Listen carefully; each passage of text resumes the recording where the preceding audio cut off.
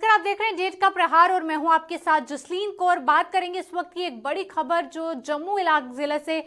के राजौरी जिला से सामने आ रही है। आपको बता दें कि सुबह से ही अगर बात करें तो सुरक्षा बल और आतंकियों के बीच राजौरी में मुठभेड़ जारी थी और फिलहाल इस हवाले से एक बड़ी जानकारी सामने आ रही है, जहां पर बताया जा रहा है कि इस मुठभेड़ में 2 सेना के जवान जो हैं वो शहीद हो गए, वहीं 4 जो हैं जवान यहां पर घायल बताए जा रहे हैं, जिसमें एक ऑफिसर भी बताया जा रहा है। इस वक्त की बड़ी खबर जो राजौरी इलाके से सामने आ रही है, क्योंकि आज सुबह से ही बात करें तो यहां पर सुरक्षा बलों और आतंकियों के बीच मुठभेड़ जारी थी और इसी बीच अब अपडेट सामने आ रहा है कि इस मुठभेड़ में 2 जवान शहीद हो गए और वहीं 4 जो है गंभीर रूप से घायल हुए हैं, जिन्हें बताया जा रहा है कि वहां से जो है कमांड हॉस्पिटल उधमपुर जो है शिफ्ट किया गया है। फिलहाल क्या कुछ और जानकारी आ रही है वो भी आप तक पहुंचाएंगे, पर फिलहाल लगातार आज सुबह से ही दोनों तरफ से जो है गोलाबारी का सिलसिला जो है देखने को मिल रहा था और ये भी बताया जा रहा है कि 2 से 3 आतंकी जो हैं वहां पर छिपे हुए हैं। और इसी बीच हालांकि ये भी कुछ रिपोर्ट्स के मुताबिक बताया जा रहा है कि अगर टेररिस्ट ग्रुप की बात करें तो वहां पर भी कुछ कैजुअलिटी जो है हुई है, पर अभी तक कोई भी ऑफिशियल स्टेटमेंट जो है, कोई भी इस तरह की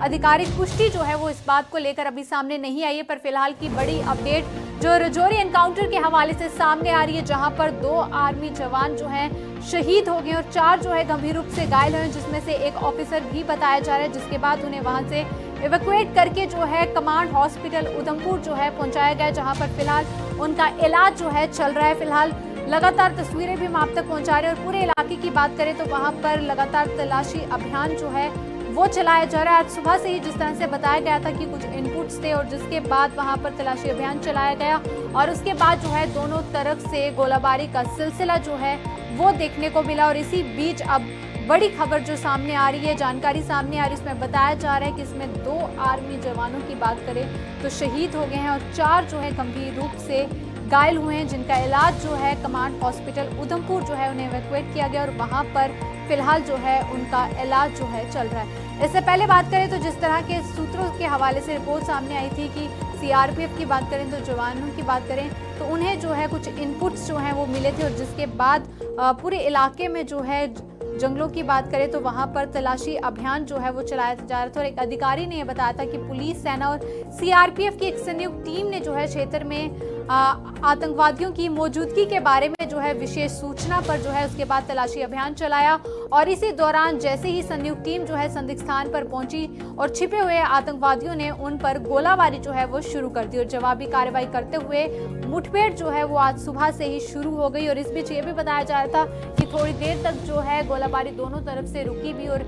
बीच में जो है उसके बाद वापस भी चली। पर फिलहाल इस हवाले से बड़ी जानकारी सामने आ रही है कि इस मुठभेड़ के दौरान जो है 2 आर्मी जवान शहीद हो गए, 4 जो है गंभीर रूप से घायल भी हुए हैं और जिन्हें कमांड हॉस्पिटल उधमपुर जो है शिफ्ट किया गया। फिलहाल उनका इलाज जो है वहां पर चल रहा है। और वहीं इस इलाके की बात करें तो आसपास से अतिरिक्त टीमों को जो है मुठभेड़ स्थल पर रवाना किया गया है और घायल कर्मियों को जो है उधमपुर के कमांड अस्पताल के जो है वहां पर ले जाया गया है। तो फिलहाल क्या कुछ जानकारी सामने आ रही है, जमशेद हमारे संवाददाता इस वक्त हमारे साथ जुड़ चुके हैं फोन लाइन पर। जमशेद, आपसे ही जानना चाहूंगी इस हवाले से क्या कुछ और जानकारी सामने आ रही है?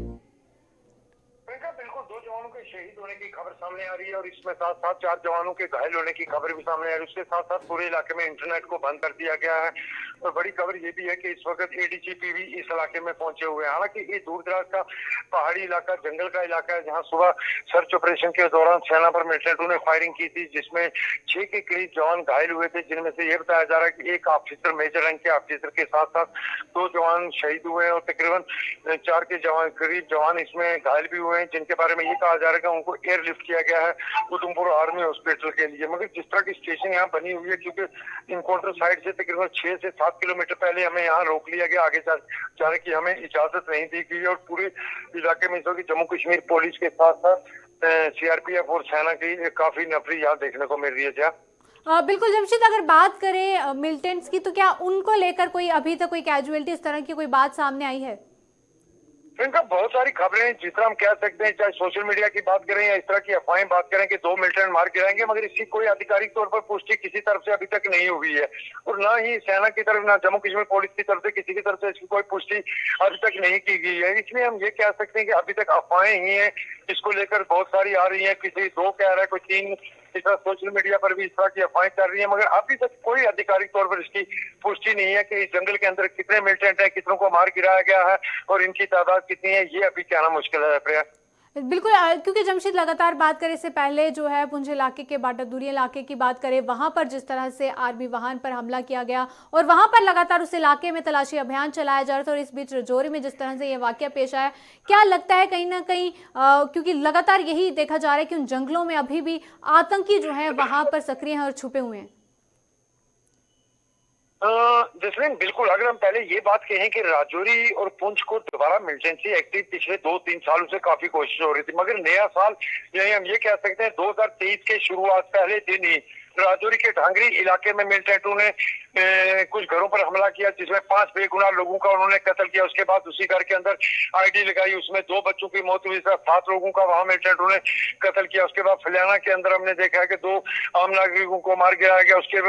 उसके बाद देखा कि भाटा दुनिया के अंदर आप देख सकते होंगे सेना की पार्टी पर मिलिटेंटों ने जंगल से हमला किया था, जिसमें 5 जवान शहीद हुए थे। उसके बाद लगातार राजौरी पुंछ के अंदर इस तरह की खबरें अब सुनाई देने लगी है, क्योंकि पिछले 10 या 12 साल पीछे चले जाए, राजौरी के अंदर बहुत ज्यादा मिलिटेंसी थी, मगर 10 साल से और 11 साल के बीच में इसमें बिल्कुल मिलिटेंसी फ्री इलाके जिस तरह नजर आ रहे थे, मगर अब दोबारा राजौरी पुंछ के अंदर मिलिटेंसी एक्टिव होते हुए जरूर नजर आ रही है। बिल्कुल। और जमशेद, अगर बात करें जो राजौरी में फिलहाल ये वाकया सामने आया है और इसमें अगर बात करें तो क्या यातायात पर कोई असर पड़ा है, उसको लेकर कोई सुरक्षा के कोई इस तरह के वहां पर देखने को मिल रहा है बंदोबस्त?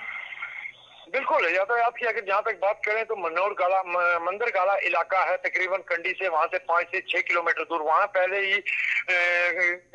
खारदार तारें बिछा दी गई हैं, चाहे सिविल गाड़ी हो या किसी और गाड़ी हो, किसी को आगे जाने की इजाजत नहीं दी गई है। जिस तरह मैं बता रहा हूँ कि हमें भी इससे आगे जाने की इजाजत नहीं है, यही हमें रोक लिया गया, क्योंकि इससे आगे पूरा जंगल का इलाका है और जंगल के इस इलाके के अंदर कई जगह पर सर्च ऑपरेशन चलाए जा रहे हैं, क्योंकि सुबह 8 बजे के बाद फायरिंग का सिलसिला शुरू हुआ। उसके बाद 9 बजे के करीब फायरिंग का सिलसिला थम गया था, मगर उसके बाद अभी तक किसी फायर की आवाज नहीं सुनाई देगी, मगर किसी को भी आगे जाने की अभी तक इजाजत नहीं दी जा रही है। बिल्कुल जमशेद, अगर फिलहाल अभी की अगर बात करें तो क्या अभी भी इस तरह की कोई खबर सामने आ रही है कि अभी भी दोनों तरफ से गोलाबारी हो रही है या नहीं? जसलीन, बिल्कुल, जिस तरह मैंने बताया कि 9 बजे के बाद किसी भी फायर की आवाज नहीं सुनाई देगी। आखिरी फायर तकरीबन 9 और 9:15 के बीच में फायरिंग की आवाजें जरूर सुनाई देगी, क्योंकि वहाँ जो लोग इसके पास नजदीक है, जो इलाका जिसका मैं बता रहा हूँ, इसके नजदीक जो गाँव है, वहाँ कुछ लोगों से मैंने बात की, उनका यही कहना था कि 9:15 बजे के बाद उनको कोई फायर की आवाज अभी तक नहीं सुनाई देगी है। जसलीन जी जमशेद, बहुत बहुत शुक्रिया तमाम जानकारी देने के लिए। तो फिलहाल जिस तरह से जमशेद मलिक ने तमाम जानकारी दी है कि फिलहाल अगर बात करें तो 9 बजे के बाद जिस तरह के सूत्रों और तमाम जो वहां पर लोग हैं उनका ये मानना है कि उसके बाद गोलाबारी की आवाज़ नहीं सुनाई दी। पर फिलहाल इस मुठभेड़ के हवाले से राजौरी से एक बड़ी अपडेट सामने आ रही है कि 2 आर्मी जवान इसमें शहीद हो गए और 4 जो है गंभीर रूप से घायल हुए हैं, जिन्हें एयरलिफ्ट करके जो है कमांड अस्पताल उधमपुर जो है शिफ्ट किया गया है और इसी बीच उसमें एक ऑफिसर भी बताया जा रहा है। पर फिलहाल जिस तरह से कुछ सोशल मीडिया पर बात करें तो जरूर ये खबर भी सामने आ रही है कि फिलहाल 2 मिलिटेंट्स को भी मार गिराया गया, पर हालांकि इसको लेकर कोई भी अभी तक ऑफिशियल स्टेटमेंट जो है वो सामने नहीं आई है, पर जैसे आएगी वो भी आप तक पहुंचाएंगे। पर फिलहाल एनकाउंटर के हवाले से यही बड़ी जानकारी सामने आ रही है कि इस एनकाउंटर में 2 आर्मी जवान शहीद हो गए,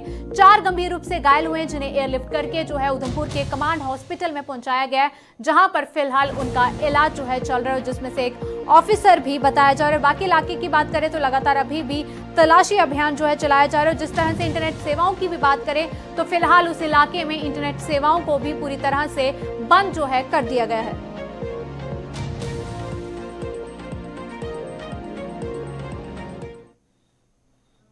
तो चलिए बढ़ते अगली खबर की ओर रुख करेंगे। अब बात करेंगे G20 की, क्योंकि लगातार कश्मीर की बात करें और फिर भारत के लिए गर्व की बात है कि G20 की बात करें और कश्मीर में किस तरह से तैयारियां जो हैं इसको लेकर की जा रही हैं उस पर बात करेंगे। पर फिलहाल आपको बता दूं कि लेफ्टिनेंट गवर्नर मनोज सिन्हा की भी बात करें तो उन्होंने भी G20 को लेकर लगातार बैठकों का सिलसिला जो है वो साफ तौर पर देखने को मिला और जिसमें उन्होंने साफ तौर पर हर किसी से यही कहा कि पूरी तैयारियां जो हैं पूरी तरीके से उसे मुकम्मल किया जाए। और इसके साथ साथ आपको ये भी बताऊं कि अधिकारियों के सभी कार्य को जो है उन्होंने जल्द निपटाने के लिए भी साफ तौर पर कहा गया है और ये भी कहा गया है कि सुनिश्चित करें कि ठोस प्रयास जो हैं वहां पर किए जा रहे हैं। उपराज्यपाल की अगर बात करें तो उन्होंने विभागों से भी ऐतिहासिक इस अवसर को जो है यादगार बनाने के लिए जो है तभी सभी तैयारियां जो है पूरी जल्द करने को कहा गया है। और बैठक में उपराज्यपाल के सलाहकार की बात करें राजीव राय भटनागर और अरविंद सिंह, सचिव पर्यटन मंत्रालय भारत सरकार के वर्चुअल मोड के माध्यम से जो है उनसे भी उनकी बात जो है वो की गई। पर फिलहाल कश्मीर में G20 को लेकर किस तरह की तैयारियां जो है वो की जा रही हैं उस पर ज्यादा जानकारी लेंगे। हमारे संवाददाता आकिब हमारे साथ इस वक्त श्रीनगर से लाइव जुड़ चुके हैं। आकिब, आपसे जानना चाहूंगी, जिस तरह से इससे पहले भी लगातार बैठकों का सिलसिला जो है G20 को लेकर देखने को मिला और इस बीच जो है लेफ्टिनेंट गवर्नर मनोज सिन्हा ने भी जो है मीटिंग की और सभी को कहा कि कार्य को जो है जल्द किया जाए और इसे एक यादगार बैठक जो है वो बनाया जाए। जी जसलीन, सही सुना आपने। और एक बहुत बड़ी सम्मेलन यहाँ पे होने जा रहे हैं और इंटरनेशनल जो मेंबर्स है वो वादी कश्मीर की वारिद होंगे और श्रीनगर में शिकारा राइड करेंगे और श्रीनगर के साथ साथ वो गुलमर्ग भी जाएंगे जहाँ पे वो गुलमर्ग का दौरा करेंगे। और सबसे तवारी की और 370 खत्म होने के बाद ये जो है ये संभव हुआ और पहली बार जम्मू कश्मीर की हिस्ट्री पे जो है G20 सम्मेलन होने जा रही है और 20 फॉरेन मेंबर्स जो है वो यहाँ पे दाखिल होंगे। और श्रीनगर में जो है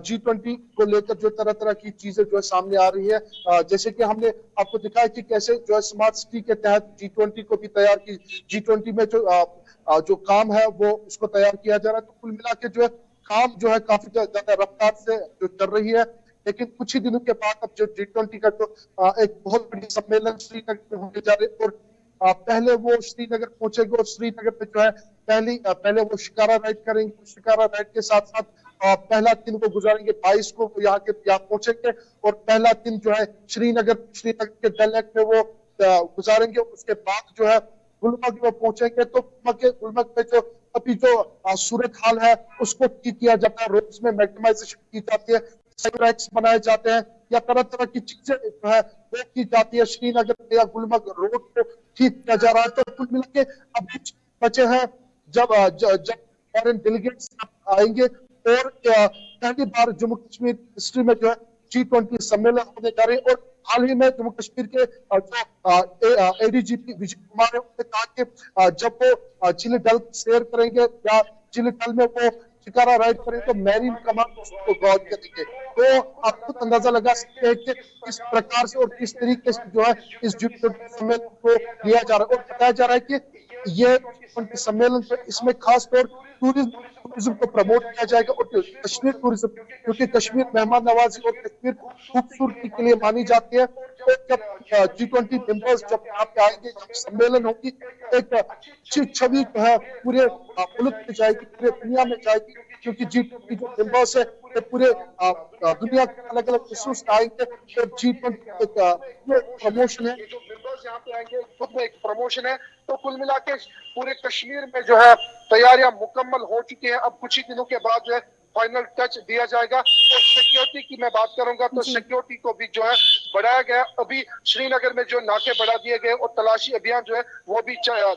किया गया और बाज़ाब्ता लोगों को चेक किया जाता है और उसके बाद उनको आगे चलने की इजाजत दी जाती है। कुल मिला के श्रीनगर में या जिले बारामूला में जो है तैयारियां मुकम्मल हो चुकी है। हाल ही में जो है DC बारामूला में ने जो है एक मीटिंग बुलाई है जिसमें वो उन्होंने कहा कि कैसे हम इस G20 सम्मेलन को सक्सेसफुल बनाएं। और कल जो है टूरिज्म सेक्रेटरी जो है उन्होंने भी एक मीटिंग बुलाई है, उसमें बाज़ाब्ता तौर ये डिस्कस किया जाएगा जो यहाँ पे ऑलरेडी टूरिस्ट्स है उनको क्या किया जाए,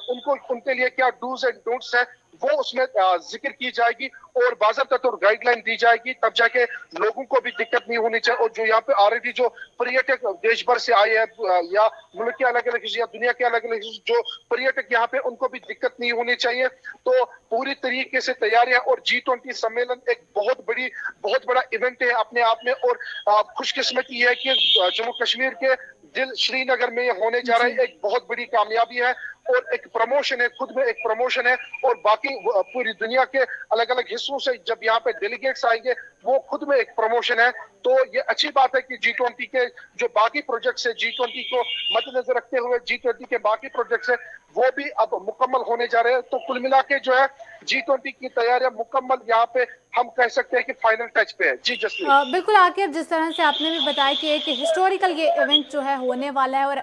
प्रशासन की तरफ से, एडमिनिस्ट्रेशन की तरफ से बात करें तो काम को जो है मुकम्मल भी किया जा रहा है और लगभग जो है हो भी चुका है। ऐसे में अगर कश्मीर के आवाम की बात करें तो वो G20 को किस तरह से देख रहे हैं, उनका क्या कुछ कहना है? देखिए जसलीन, जब कश्मीर के अवाम की बात करते हैं तो कश्मीर के अवाम को पहले ये खबर नहीं थी कि G20 है क्या, लेकिन अब धीरे धीरे जैसे ही अवेयरनेस बढ़ चुकी है, G20 में फॉरेन डेलीगेट्स आएंगे और जब यहाँ पे काम देखा गया तो कहीं ना कहीं कुछ लोग जो है वो खफा भी नजर आ रहे हैं, लेकिन कुछ लोग खुश भी है। खफा इसलिए है कि उनका कहना है कि अगर G20 यहाँ पे इवेंट हो रहा है तो उसको मद्देनजर रखते हुए यहाँ पे काम शुरू किया गया, इससे पहले काम शुरू यहाँ पे क्यों नहीं किया गया। कुछ लोग ऐसे खुश है कि वो कह रहे हैं कि देर आए दुरुस्त आए, तो अब बहुत सालों तक हमें बताया गया कि यहाँ पे दूध की नदियां बहेगी, लेकिन अब कहीं ना कहीं वो उम्मीद की किरण नजर आ रही है। तो कुछ लोग इसलिए खफा है कि वो कह रहे हैं कि अगर G20 सम्मेलन पे ये काम हो रहा है तो अवाम यहाँ का क्यों परेशान है, G20 को देखकर ही यहाँ पे ये सूरत हाल क्यों बदली है, इससे पहले यहाँ पे सूरत हाल क्यों नहीं बदली है। क्योंकि श्रीनगर के साथ साथ बारामूला डिस्ट्रिक्ट में जो है अलग अलग डाइवर्जन लगाए गए हैं, लोगों को अभी चलने में काफी ज्यादा दिक्कतें हो रही है, क्योंकि मैग्नेमाइजेशन पूरे रोड्स पे हो रही है या फेंसिंग हो रही है या टाइल्स लगाए दिए जाते हैं। तो एक प्रकार से जो है नए कश्मीर की अब जो है बात हो रही है, तो नए कश्मीर में अब नई नई चीजें जो है वो सामने आ रही है। लेकिन लोगों का कहना है कि अगर नए कश्मीर की बात होती है, इससे पहले जब धारा 370 खत्म किया गया तब होना चाहिए। G20 मेंबर्स जब यहाँ पे आएंगे तो इसी को नजर रखते हुए क्यों यहाँ पे डेवलपमेंट की गई। तो एक ये है कि दूसरा यह है कि टूरिज्म बैकबोन माना जाता है वादी कश्मीर का, पूरे जम्मू कश्मीर का। तो ये जो 20 मेंबर्स यहाँ पे डेलीगेट्स आ रहे हैं, तो ये एक प्रमोशन है और टूरिज्म को फरोग देने के लिए यहाँ पे आए हैं, क्योंकि शिकारा राइड करेंगे, पूरे वर्ल्ड फेमस डल लेक को देखेंगे, कहीं ना कहीं एक पॉजिटिव मैसेज आएगी पूरी दुनिया में। तो फॉरेन टूरिस्ट्स भी यहाँ पे आएंगे, वो बहुत बड़ी बात है, क्योंकि बैकबोन मानी जाती है। 90% ऐसे लोग हैं जो इसी टूरिज्म इंडस्ट्री पे निर्भर है, तो कहीं ना कहीं उनको भी काफी ज्यादा मदद मिलेगी इससे। जी आकिब, बहुत बहुत शुक्रिया तमाम जानकारी देने के लिए। तो फिलहाल हमारे संवाददाता आकिब डार हमारे साथ थे और जिस तरह से पूरी जानकारी उन्होंने दी है कि अगर लोगों की आवाम की बात करें कश्मीर की तो मिला जुला असर जो है, व्यूज जो हैं लोगों के। हालांकि जिस तरह आकिब ने बताया कि कुछ लोगों की बात करें तो डेवलपमेंट देखकर भी खुश हैं, पर कुछ लोग खफा भी हैं कि जो चीज़ जो है एब्रोगेशन ऑफ आर्टिकल 370 के तुरंत बाद होनी चाहिए थी तभी तक जो है वो नहीं हो पाई, और अब इसलिए की जा रही है कि जब वहाँ पर एक हिस्टोरिकल इवेंट जो है G20 होने वाला है, तो इस तरह लगातार जो है लोगों के अपने अपने व्यू ऑफ पॉइंट्स जो हैं वो भी देखने को मिल रहे हैं। पर फिलहाल आपको बता दूं कि इस G20 को एक ऐतिहासिक जो है इवेंट बनाने के लिए लगातार प्रशासन जो है पूरी तरह से जितनी भी तैयारियां हैं वो वहाँ पर कर रहा है। और फिलहाल इसको लेकर जिस तरह से मैंने बताया, मनोज सिन्हा की बात करें तो उन्होंने भी साफ तौर पर कहा कि सभी तैयारियों को जल्द से जल्द मुकम्मल किया जाए ताकि इस इवेंट को एक हिस्टोरिकल इवेंट बनाया जाए। और ये गर्व की बात है कि ये जम्मू कश्मीर में हो रहा है और इसी को लेकर पूरे जम्मू कश्मीर में लगातार तैयारियां जो हैं वो साफ तौर पर देखने को मिल रही हैं।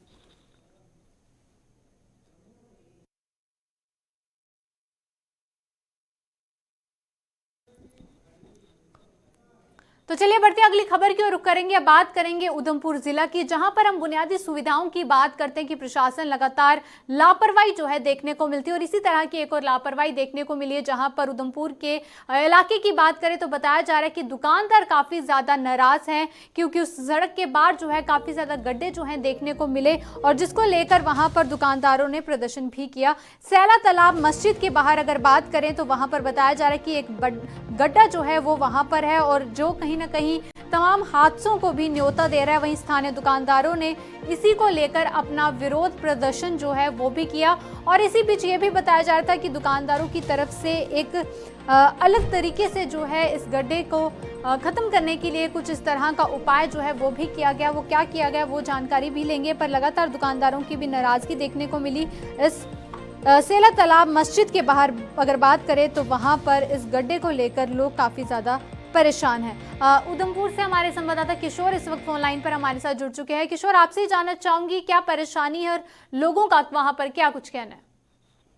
देखिए जसलीन, सिर्फ सैला तालाब की बात नहीं है। अगर उधमपुर शहर की मैं बात करूं तो आए दिन जो है उधमपुर शहर सुर्खियों में बना हुआ है, और लोगों की तरफ से आए दिन जो है वो एहतजाज प्रदर्शन किए जा रहे हैं। इसलिए किए जा रहे हैं कि जब से ये जो यूईडी का कार्य उधमपुर शहर के अंदर चल रहा है, अगर गलियां नालियों की मैं बात करूं तो पूरी तरह से उखाड़ के रख दी गई हैं, लेकिन प्रशासन की बात करूं या जीते हुए नुमाइंदों की मैं बात करूं तो पूछने वाला कोई नहीं है। आज सैला तालाब मस्जिद के पास जो है वो एक सड़क के साथ आपको बता दूं कुछ ही मीटर की दूरी पे जो है वो मस्जिद है। कई जो लोग हैं वो नमाज अदा करने के लिए वहां पे आते हैं और उनकी तरफ से आज अनोखा तरीका वहां पे प्रदर्शन किया गया। प्रदर्शन इसलिए किया गया 3 से 4 दिन हुए इस खड्डे को बने हुए, लेकिन कोई भी जो प्रशासन का अधिकारी है वहां पे नहीं आया। तो उनके लोगों का ये साफ तौर पर कहना है कि जो भी लोग यहाँ पे मस्जिद में नमाज अदा करने के लिए आते हैं तो काफी यहाँ कई बार जो है वो एक्सीडेंट होते हैं, क्योंकि 5 से 6 फुट का ये खड्डा भरा हुआ है। लेकिन बड़ी बात हमने ये देखी कि आए दिन शहर की मैं हालत गंदगी की मैं बात करूं तो इसी तरह से हर जगह पे जस्मीन आपको इसी तरह से जो है वो पूरी तरह से गलियां जो है वो उखाड़ के रख रही हैं जब से ये यूईडी का कार्य चल रहा है। लेकिन बड़ी बात हमने ये देखी इस रोड की मैं बात करूं, यहाँ पे कुछ ही मीटर की दूरी पे भी डिस्ट्रिक्ट हॉस्पिटल भी है। यहाँ पे भी कोई मरीज आता है तो काफी दिक्कतों का इन लोगों को जो है वो साथ में जो दुकानदार हैं, जो व्यापारी हैं, उनको काफी दिक्कतों का सामना करना पड़ता है। उनकी तरफ से ये कहा जा रहा है कि कई बार यहाँ पे जो है वो हादसे भी हो चुके हैं, लेकिन आज उनकी तरफ से वहां पे प्रदर्शन किया गया और झाड़ियां आप तस्वीरों में साफ देख रहे हैं। अनोखा तरीका वहां पे आजमाया गया, उन झाड़ियों को उस खड्डे के बीच में भरा गया। लेकिन आए दिन हमने ये देखा कि साफ तौर पर देखा कि शहर की हालत की मैं बात करूं तो इसी तरह से हर जगह पे जो है आपको इसी तरह से नालियां उखाड़ के रख दी गई हैं। जो वहां पे ये यूईडी विभाग यहाँ पे कर रहा है पूरी तरह से टेक्निकल तरीके से यहाँ पे जो है वो कार्य नहीं किया जा रहा है और लोगों का ये कहना है कि इसी तरह से अगर शहर के अंदर जो है वो इन लोगों की जो है मांग पूरी किशोर, नहीं की जाती है। क्या लगता है कि प्रशासन तब तक कोई कदम नहीं उठाती जब तक कोई बड़ा हादसा ना हो जाए? इस तरह की लापरवाही लगातार देखने को मिल रही है। बिल्कुल, देखिए ये जिस तरह से अगर मस्जिद की मैं बात करूं कुछ ही मीटर की दूरी पे मस्जिद है और साथ साथ में लोगों का ये कहना है कई बार जो है वो प्रशासन को ज्ञापन भी सौंपे गए कि जो शहर के अंदर जो गली नालियां हैं वो पूरी तरह से जो कार्य यूईडी की तरफ से चल रहा है भी सही ढंग से टेक्निकल तरीके से नहीं चल रहा है। लेकिन प्रशासन भी कहीं ना कहीं जो है वो अनदेखा किया जा रहा है और दूसरी तरफ इन लोगों का ये भी कहना है कि कई बार जो है डीसी कार्यालय के अंदर जो मीटिंगें बुलाई जाती हैं, फिलहाल जो है वो नए डीसी महोदय यहाँ पे आए हैं, उनकी तरफ से भी लोगों की तरफ से उनको भी कहीं ना कहीं ज्ञापन सौंपा गया है कि शहर के अंदर जो है वो चलने की हालत जो है पैदल चलने की भी हालत जो है वो ठीक नहीं है। अब आने वाले वक्त दिन बताएंगे क्या किस तरह का जो है प्रशासन की तरफ से यहाँ पे ध्यान दिया जाता है। लेकिन उनकी तरफ से यही भी कहा गया कि म्युनिसिपैलिटी के अंदर जो पार्षद इस वार्ड नंबर की मैं बात करूं तो उनकी तरफ से ये भी कहा गया, कई बार उनको भी कहा गया, लेकिन कहीं ना कहीं उनकी तरफ से भी कुछ नहीं किया गया। लेकिन अगर शहर की मैं जस्मीन इसी तरह से मैं बात करूं तो पूरी तरह से जो शहर है इसी तरह से जो है गंदगी की ढेरों की मैं बात करूं तो पूरी तरह से इसी तरह से जो है वो उखाड़ के रख दिया गया है। जी किशोर, बहुत बहुत शुक्रिया तमाम जानकारी देने के लिए। तो फिलहाल जिस तरह से आपने देखा कि ये लोगों की तरफ से जरूर जो है एक पहल तो की गई, पर जहां पर प्रशासन को कोई ना कोई कदम उठाना चाहिए वहां पर लगातार लापरवाही देखने को मिल रही है और इस गड्ढे की वजह से आए दिन कोई सड़क हादसा भी पेश आ सकता है। पर जिस तरह से